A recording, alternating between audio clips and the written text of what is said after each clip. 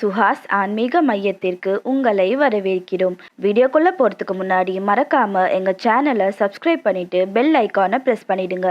எங்கள் வீடியோஸ் உங்களுக்கு பிடிச்சிருந்தா ஃப்ரெண்ட்ஸ் அண்ட் ஃபேமிலிக்கு ஷேர் பண்ணுங்கள். திருவிளையாடல் புராணம் வாரம் ஒரு படலமாக நாம் பார்த்து கொண்டு வருகிறோம். அந்த வகையில் இந்த வாரம் 63வது படலமான சமணரை கழுவேற்றிய படலம் பற்றி பார்க்கலாம். சிவபெருமானின் 64 திருவிளையாடல்களில் சமணரை கழுவேற்றிய படலம் 63வது படலமாகும். திருஞான சம்பந்தர் சொக்கநாதரின் திருவருளால் கூன் பாண்டியனின் வெப்பு நோயையும் உடல் கூனினையும் போக்கியதைக் கண்டு மங்கையர்க்கரசியாரும் குலச்சிறையாரும் பெரிதும் மகிழ்ந்தனர். மதுரையில் மீண்டும் சைவத்தை தளிர்க்க செய்யுமாறு திருஞான சம்பந்தரிடம் வேண்டுகோள் விடுத்தனர்.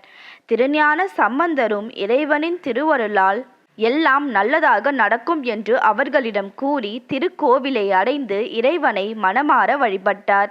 திருஞான சம்பந்தர் இறைவனாரிடம், ஐயனே, பாண்டிய நாட்டில் மீண்டும் சைவம் தழைத்தோங்க அருள் புரியுங்கள் என்று வேண்டிக் கொண்டார். பாண்டியனின் வெப்பு நோயை தீர்ப்பதில் தோல்வியுற்ற சமணர்கள் திருஞான சம்பந்தரை வாதிட்டு வெல்ல முடிவு செய்தனர். மன்னனிடம் இதனை தெரிவித்து அவரை வாத போருக்கு அழைத்தனர். மன்னனும் இதற்கு உட்பட்டார். போட்டியின்படி மதுரை நகருக்கு வெளியே அக்னிகுண்டம் வளர்க்கப்பட்டது. சமணர்கள் தங்களின் பாடல்களை பனை ஓலை சுவடியில் எழுதி குண்டத்தில் போட்டனர். திருஞான சம்பந்தரும் போக மாத்தாண்டம் பூன்முலையால் எனும் திருநள்ளாற்று பதிகத்தை அக்னியில் இட்டார். அக்னிகுண்டம் எரிந்து முடிந்ததும் திருஞான சம்பந்தரின் திருநள்ளாற்று பதிகம் எரியாமல் புதுப்பொலிவுடன் இருந்தது. சமணர்களின் பாடல்கள் தீயில் கருகியது.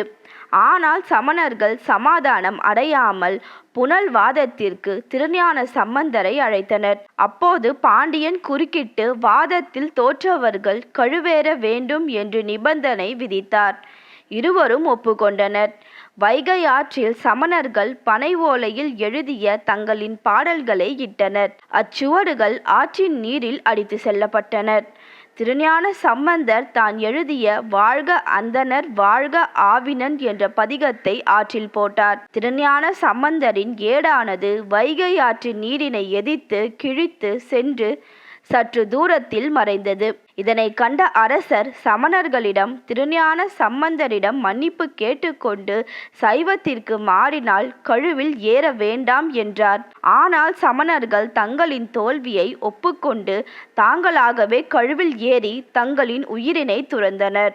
ஏடு மறைந்த இடத்தில் வில்வ மரத்தின் அடியில் இறைவனார் சுயம்புவாக தோன்றியிருந்தார். அதனை கண்டதும் அங்கிருந்தோர் அனைவரும் அவரை வழிபட்டனர். திருஞான சம்பந்தர் அப்போது வன்னியமும் மத்தமும் என்ற பதிகத்தை பாடி இறைவனாரை வழிபட்டார்.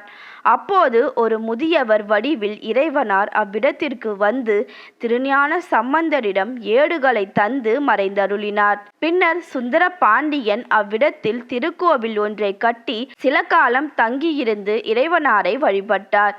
அவ்விடம் தற்போது திருவேடகம் என்று அழைக்கப்படுகிறது.